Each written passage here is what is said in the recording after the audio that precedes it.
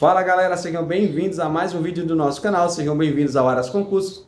Hoje eu vim aqui para a gente dar continuidade aos nossos estudos sobre a Lei 12.772 de 2012, que é o Plano de Carreiras e Cargos do Magistério Federal, para o concurso do Instituto Federal de Sergipe, o IFES, ok?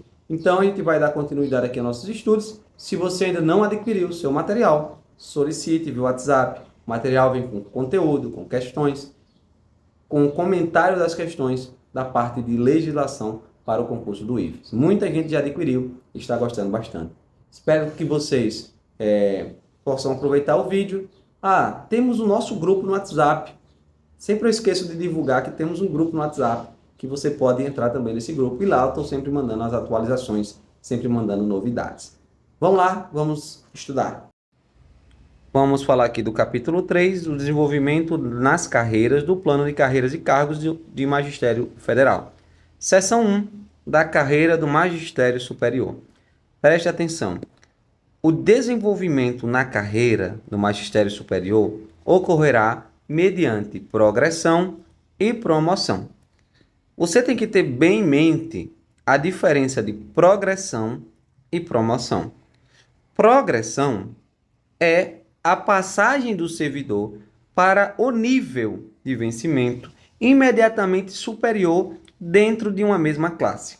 Então, quando você fala de progressão, você está falando de mudança de nível. E a promoção é a passagem do servidor de uma classe para outra classe subsequente. Então, quando nós falamos de progressão, mudança de nível. Quando nós falamos de promoção, nós estamos falando de mudança de classe. Tranquilo? Cara, isso aqui é cobrado demais. E se você vacilar, você vai se atrapalhar. Progressão. A progressão, que é a mudança de nível, na carreira do magistério superior, ocorrerá com base em critérios gerais estabelecidos nesta lei e observará cumulativamente o cumprimento do interstício do tempo de 24 meses de efetivo exercício em cada nível e a aprovação em avaliação de desempenho. Então, esses são dois pontos importantíssimos. Para você mudar de nível, tem que cumprir 24 meses de efetivo exercício em cada nível e aprovação na avaliação de desempenho. A promoção agora, galera. A promoção, que é a mudança de classe, ocorrerá observados os interstícios de 24 meses no último nível de cada classe. Ou seja, você está em uma classe, você está aqui na classe A e vai passar para a classe B. Dentro da classe A tem os níveis. Você vai ficar no último nível antes de passar para a classe B por 24 meses, no mínimo, ok? Antecedente é aquele a qual se dará a promoção e ainda as seguintes condições. Além de ficar 24 meses no último nível da classe antecedente àquela que você vai ocupar após a promoção. Além disso, para você ir para a classe B, com denominação de professor assistente, você precisa ser aprovado em processo de avaliação de desempenho, ok? Para a classe C, com denominação de professor adjunto, ser aprovado na avaliação de desempenho também. Para a classe D, com denominação de professor associado, você precisa possuir o título de doutor e ser aprovado em processo de avaliação de desempenho.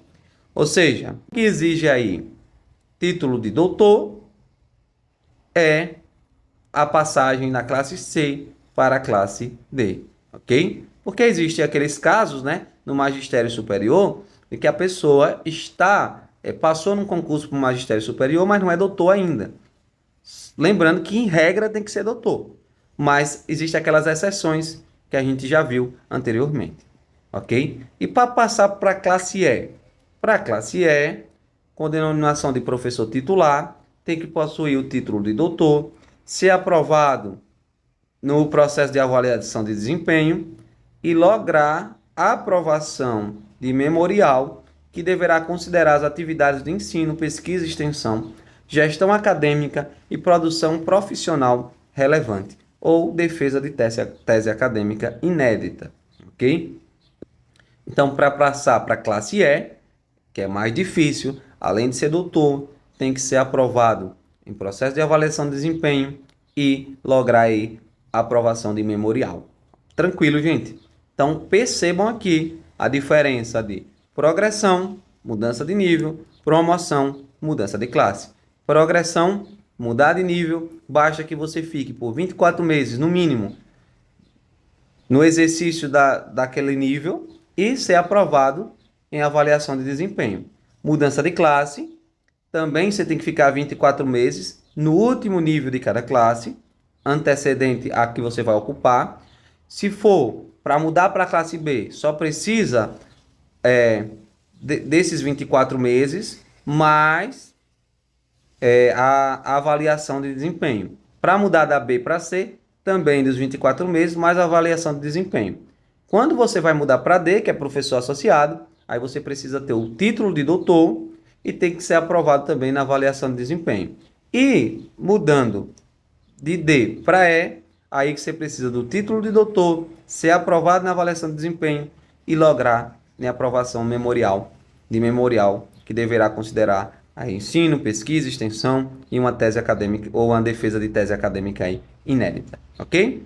As diretrizes gerais para o processo, agora parágrafo 4º. As diretrizes gerais para o processo de avaliação de desempenho para fins de progressão e promoção serão estabelecidos em ato do Ministério da Educação, do Ministério da Defesa, conforme a subordinação ou a vinculação das respectivas instituições federais de ensino e deverão contemplar as atividades de ensino, pesquisa, extensão e gestão, cabendo aos conselhos competentes no âmbito de cada instituição federal de ensino regulamentar os procedimentos do referido processo. O processo de avaliação para o acesso à classe E, com denominação de titular, será realizado por comissão especial, composta no mínimo 75% de profissionais externos à instituição federal de ensino, nos termos do ato do ministro de Estado da Educação. Então, galera, para passar para a classe E, vai precisar de uma comissão especial e, no mínimo, 75% dessa comissão deve ser externa ao instituto ou à instituição federal de ensino, ok? Os cursos de mestrado e doutorado, para os fins previstos neste artigo, serão considerados somente se credenciados pelo Conselho Nacional de Educação, quando realizados no exterior, reavaliados por instituição nacional competente. Os docentes aprovados no estágio probatório do respectivo cargo, que atende aos seguintes requisitos de titulação, farão jus ao processo de aceleração da promoção, que é a mudança de classe. Então, se a pessoa foi aprovada no estágio probatório do respectivo cargo e atende esses requisitos, ele fará jus a esse processo de promoção, né? De aceleração de promoção. Para o nível B, com denominação de professor assistente, pela titulação de mestre. Para o nível C, com a denominação de professor adjunto, pela titulação de doutor. Aos servidores ocupantes de cargos da carreira do magistério superior em 1º de março de 2013, ou na data de publicação desta lei, se posterior, é permitida a aceleração da promoção de que trata este artigo, ainda que se encontrem em estágio probatório. O efeito financeiro da progressão e da promoção, a que se refere o caput do artigo 12, ocorrerá a partir da data em que o docente cumprir o interstício e os requisitos estabelecidos em lei para o desenvolvimento na carreira. Então, a partir do momento que cumpriu ali os requisitos, já vai ter o desenvolvimento financeiro. Tranquilo? Então, vamos mais agora falar do cargo de magistério de ensino básico, técnico e tecnológico. Aqui você vai ver que muitas coisas são semelhantes. A partir da instituição do plano de carreiras e cargos, né, do Magistério Federal, o desenvolvimento na carreira do magistério de ensino básico, técnico e tecnológico ocorrerá mediante progressão funcional e promoção. Mesma coisa. Progressão já vimos que é a mudança de nível e promoção é a mudança de classe. É o mesmo texto, ok? A progressão na carreira de magistério do ensino básico, técnico e tecnológico ocorrerá com base nos critérios gerais estabelecidos nessa lei. São os mesmos critérios ali. Cumprimento do interstício de 24 meses de efetivo exercício em cada nível e aprovação na avaliação de desempenho. Isso para a mudança de nível. E para a mudança de classe, ser aprovado, ou para a mudança de classe, que é a promoção, né? Ocorrerá, observados o interstício de 24 meses, no último nível de cada classe, antecedente àquela qual se dará a promoção, e ainda para passar da classe 1 para D1 para D2, ser aprovado num processo de avaliação de desempenho, D2 para D3, ser aprovado num processo de avaliação de desempenho, D3 para D4, ser aprovado no processo de avaliação de desempenho. E agora, para a classe titular, possuir o título de doutor e ser aprovado no processo de avaliação de desempenho, além de lograr a aprovação de memorial, que deverá considerar as atividades, ensino, pesquisa, extensão, gestão acadêmica e produção profissional relevante ou defesa de tese acadêmica inédita. Notou que é a mesma coisa praticamente. A única diferença aqui é que quando nós falamos aqui do magistério superior, para passar da classe C para D, cadê aqui? Magistério superior. Para passar da C para D, precisa ser doutor, ok? Já aqui, no magistério de ensino básico técnico e tecnológico, para ser doutor, só precisa ser doutor para passar para a classe titular, que é a última classe, ok? Então, possuir título de doutor, ser aprovado em processo de avaliação de desempenho e lograr memorial, que deverá considerar ensino, pesquisa e mais aqueles detalhes que a gente viu. A gente já viu aqui esse parágrafo 4, é semelhante. O 5, o processo de avaliação para o acesso à classe titular será realizado também por comissão especial, do mesmo jeito. 75% dos profissionais externos à instituição federal e será objeto de regulamentação por ato do ministro de Estado da Educação. Os cursos de mestrado e doutorado, para os fins previstos nesse artigo, serão considerados somente se credenciados pelo Conselho Nacional Federal de Educação e, quando realizados no exterior, reavaliados por instituição nacional competente. Mesma coisa. Os docentes aprovados em estágio probatório do respectivo cargo que atenderem os seguintes requisitos de titulação farão jus a processo de aceleração. Então, se o cara foi aprovado no estágio probatório, ele pode mudar de qualquer nível da classe 1 para o nível, na classe D1, né? Para o nível 1 da classe D2, se tiver o título de especialista. E se ele tiver o título de mestre ou doutor, ele pode sair de qualquer nível da classe D1 e D2 para o nível 1 da classe D3, ele tendo mestrado ou doutorado. Então, ele sai de D1 ou de D2 direto para D3. Tranquilo?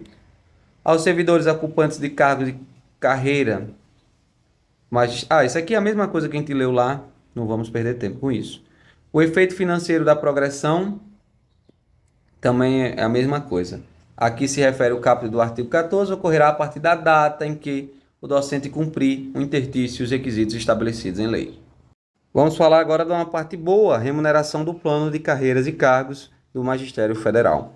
A estrutura remuneratória do plano de carreiras e cargos do Magistério Federal possui a seguinte composição: vencimento básico, conforme valores e vigências estabelecidos no anexo 3, para cada carreira, cargo, classe e nível. Então, existe aí o vencimento básico, né? E a retribuição por titulação, conforme disposto no artigo 17. Fica divulgada na forma do anexo 3A a variação dos padrões de remuneração estabelecidos em lei dos cargos de plano de carreiras e cargos do Magistério Federal. Agora vamos ao artigo 17, que vai falar aqui sobre essa retribuição por titulação. É bem interessante. Fica instituída a retribuição por titulação, devida ao docente integrante do plano de carreiras e cargos do Magistério Federal, em conformidade com a carreira, cargo, classe, nível e titulação comprovada nos valores e vigência estabelecidos no anexo 4. A retribuição por titulação será considerada no cálculo dos proventos e das pensões, na forma dos regramentos de regime previdenciário aplicável a cada caso, desde que o certificado ou título tenham sido obtidos anteriormente à data da inativação. Agora, esse ponto aqui que é importante. Os valores referentes à retribuição por titulação não serão percebidos cumulativamente para diferentes titulações ou com quaisquer outras retribuições por titulação, adicionais ou gratificações de mesma natureza. No caso dos ocupantes de cargos de carreira no magistério do ensino básico, técnico e tecnológico, para fins de percepção da retribuição por titulação, será considerada a equivalência da titulação exigida com o reconhecimento de saberes e competências. Note, o que são esses saberes e competências? Esse reconhecimento por saberes e competências. Esse conceitua-se reconhecimento de saberes e competências como o processo de seleção pela qual são reconhecidas conhecimentos e habilidades desenvolvidas a partir da experiência individual e profissional, bem como o exercício das atividades realizadas no âmbito acadêmico pelo servidor ocupante do cargo de professor. Então, o professor que, mesmo não tendo título de mestre, por exemplo, ele tem reconhecimento de seus saberes e competências, ele pode receber como mestre, ok? Para fim de percepção da retribuição por titulação, considera-se a evidência da titulação exigida como um reconhecimento dos saberes de competência. Vamos lá, vamos analisar isso aqui. O reconhecimento por saberes e competências de que trata o caput poderá ser concedido pela respectiva instituição federal de ensino de lotação do servidor em 3 níveis: RC1, RS1, RSC1, RSC2, RSC3. A equivalência do RSC com a titulação acadêmica, exclusivamente para fins de percepção, ocorrerá da seguinte forma. Então, a equivalência do reconhecimento por saberes e competência, ele ocorre exclusivamente para fins de percepção da retribuição por titulação, só para isso, ok? Diploma de graduação somado a RC1 equivalerá ao título, à titulação de especialização. Então, imagine que você tem só graduação e que você é reconhecido os seus saberes e suas competências. RC1. Você vai começar a receber como especialista. Se você tem pós-graduação, lato sensu, somado ao RSC 2, vai equivaler ao mestrado. Então, você só tem ali uma especialização, uma pós-graduação. Aí você vai pegar, se for reconhecido os seus saberes e suas competências, RSC2, você receberá como mestre. E se você for mestre, somado ao RSC3, equivalerá ao doutor. Ok? Será criado o Conselho Permanente para o Reconhecimento de Saberes e Competências no âmbito do Ministério da Educação, com a finalidade de estabelecer os procedimentos para a concessão do RSC. A composição do Conselho e suas competências serão estabelecidas em ato do Ministro da Educação. O Ministro da Defesa possuirá representação no Conselho que trata o parágrafo 3, terceiro, na forma do ato previsto no parágrafo 4. Em nenhuma hipótese, isso aqui cai, viu? Em nenhuma hipótese, o RSC poderá ser utilizado para fins de equiparação de titulação para cumprimento de requisitos para promoção na carreira. Então, Para promoção na carreira, não pode ocorrer. Mas o que pode ocorrer é essa retribuição por titulação. Tranquilo?